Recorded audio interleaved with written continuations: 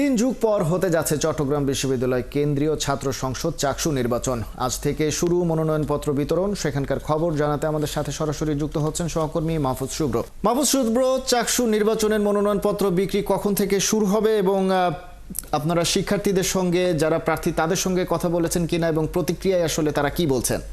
প্রায় ৩ যুগ পর চট্টগ্রাম বিশ্ববিদ্যালয় কেন্দ্রীয় ছাত্র সংসদ চাকসু নির্বাচনের যে আমেজ ইতিমধ্যে শুরু হয়েছে। আমরা দেখেছি যে ইতিমধ্যে আজকে থেকে কিন্তু মনোনয়নপত্র বিতরণ শুরু হয়েছে এবং আগামীকাল এবং পরশু পর্যন্ত কিন্তু মনোনয়ন বিতরণ চালু থাকবে এবং আগামীকাল থেকে কিন্তু মনোনয়নপত্র জমা দিতে পারবে। আমরা হলো শিক্ষার্থীদের সাথে কথা বলেছি, পাশাপাশি হলো আমরা নির্বাচনে যারা আমরা শিক্ষার্থীদের সাথে কথা বলেছি, পাশাপাশি হলো আমরা কথা বলেছি নির্বাচন কমিশনের সাথে। তারা আমাদেরকে যেমনটি জানিয়েছে যে শিক্ষার্থীরা ইতিমধ্যে আমরা দেখেছি যে 2 জন শিক্ষার্থী মনোনয়নপত্র গ্রহণ করেছে। পাশাপাশি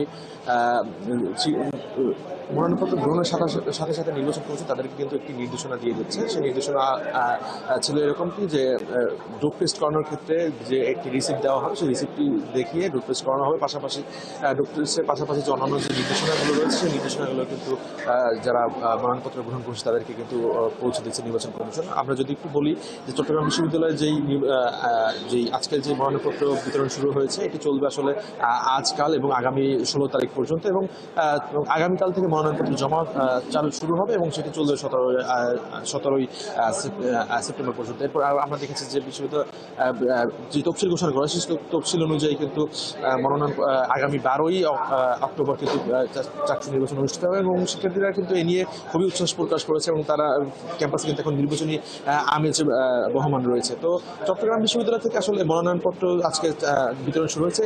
তো মনোনয়নপত্রের যে মনোনয়ন বিতরণের যে কেন্দ্র থেকে এই ছিল আমার কাছে সর্বশেষ। জি, মাহফুজ শুভ্র, অনেক ধন্যবাদ আমাদের সঙ্গে যুক্ত হয়ে জানানোর জন্য। সহকর্মী মাহফুজ শুভ্র চট্টগ্রাম বিশ্ববিদ্যালয় থেকে আমাদের সঙ্গে যুক্ত হয়েছিলেন, জানাচ্ছিলেন চাকসু নির্বাচনের সর্বশেষ অবস্থা।